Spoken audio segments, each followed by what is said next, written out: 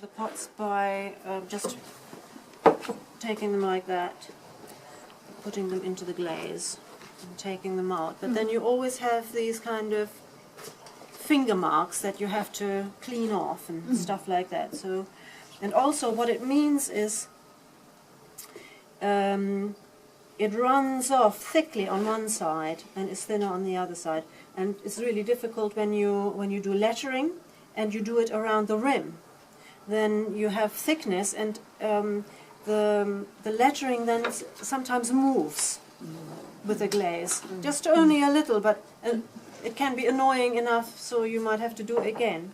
So what I'm now doing is I use one of these tongs, which has three. I'll show you.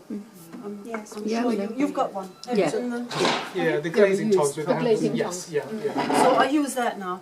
That is better. It gives an all-over, more even layer of the glaze. So I'm quite happy with that. But you then have different. You have to still do three on the outside, one on the inside. So. These are all sort of the oxides I use are always with gum arabic, gum tragacanth, to make it flow better with the brush.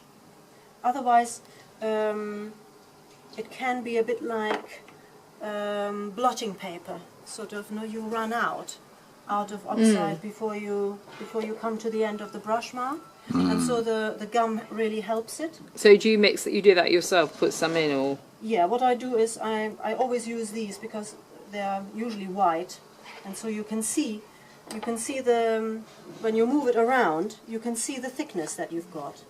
So you then decide, oh yeah, that's the thickness you want. So I'll just do my mark because I always do. Getting longer and longer. The Romans. So.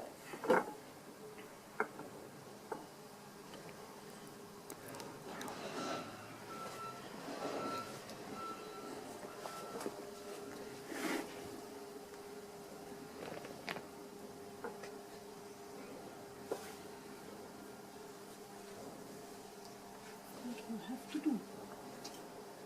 So this is just pink dye, so I'll just kind of mark. And this is the one that burns off. That just disappears. So I have to decide how wide I want the inner ring. Then I usually the patterns are divided in 3.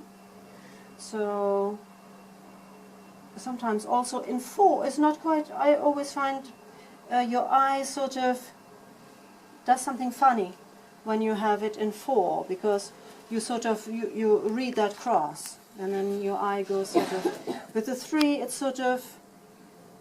I think the eye is happier to accept it as an all-over pattern. Otherwise, with the 4, it falls into 4. So I'm going to just mark this out. Bless you. Yeah. So there's going to be a panel here. Panel here. I haven't done this pattern for a little while, so if you're sort of repeating this over and over, then you don't need to mark out so much. But since I haven't done it, It's coming this way. okay.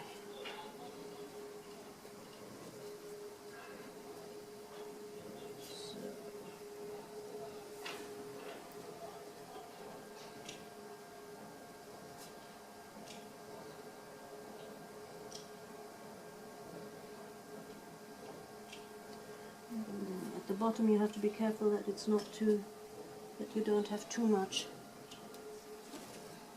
outside. Otherwise it gets very dark.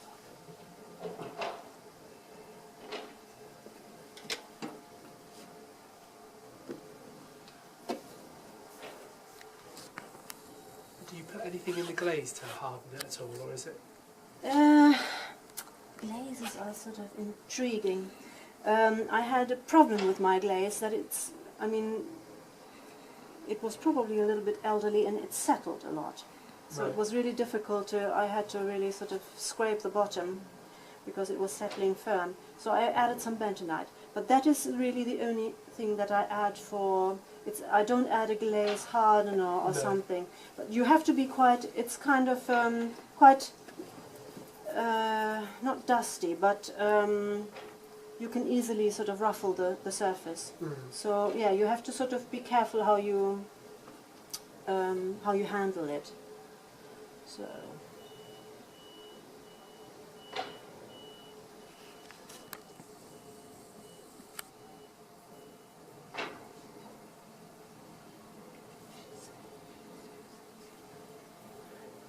Oh no, not the oxide, it's got gum arabic in it.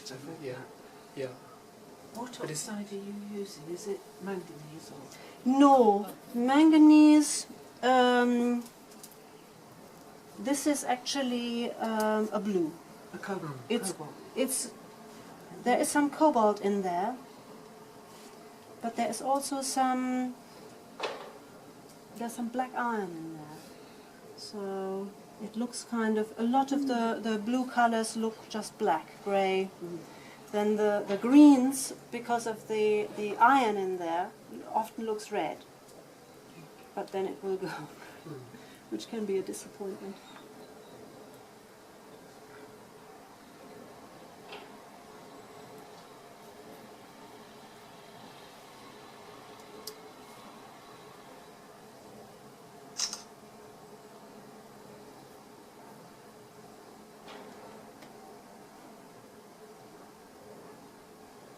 Sometimes people ask me and they say, oh, if something goes wrong, if a brush mark goes wrong, what do you do? You just have to kind of ignore that and you just have to finish it in the same sort of overall feel. And then often it will actually not be obvious that there is something. I mean, for example, here, that was where I had to, that was where the tongs were. So it has ruffled the glaze surface, and it hasn't picked it up as well. But you just have to kind of accept it.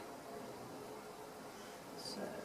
How many years training was it to learn to do the brush marks? Well, actually, it's a bit like that. I mean, I went to Aldermaston Pottery. Then you work there every day, so the learning curve is like that, and then it kind of tapers off over the next few years. But you can always improve your painting, so it's kind of, I can still, I find I can still do it better if I'm able to repeat it often enough. It's kind of, it really has to do with repeating something and seeing where it's not quite right, or where the pattern could be slightly different.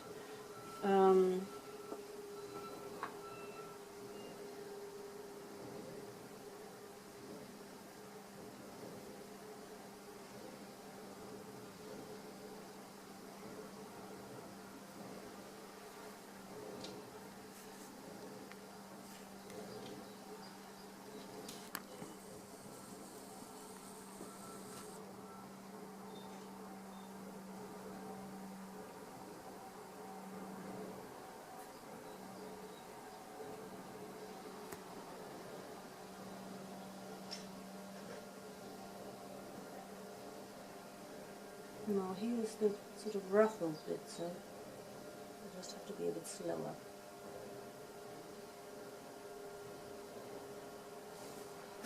That's okay.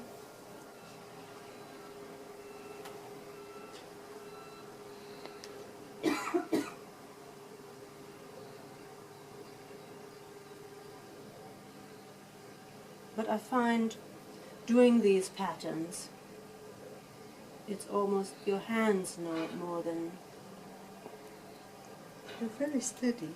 But your arms no, not I'm supported. shaking. Your arms not supported. Doesn't show. You're unsupported. Yeah, that's what I was thinking. Unsupported. But I find that if there's noise here, if somebody has a radio on, and I can hear somebody goes, no, no, no, no, no. I can't do it. I can't do it. I have to then go home.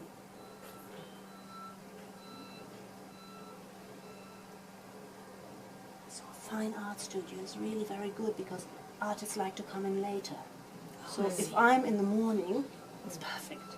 Yes.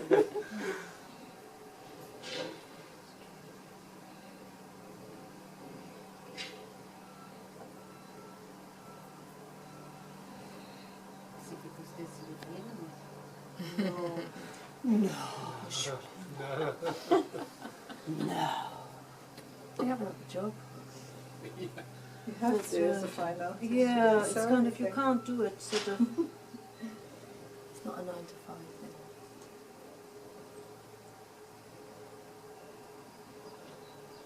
It's turning straight. It's nice.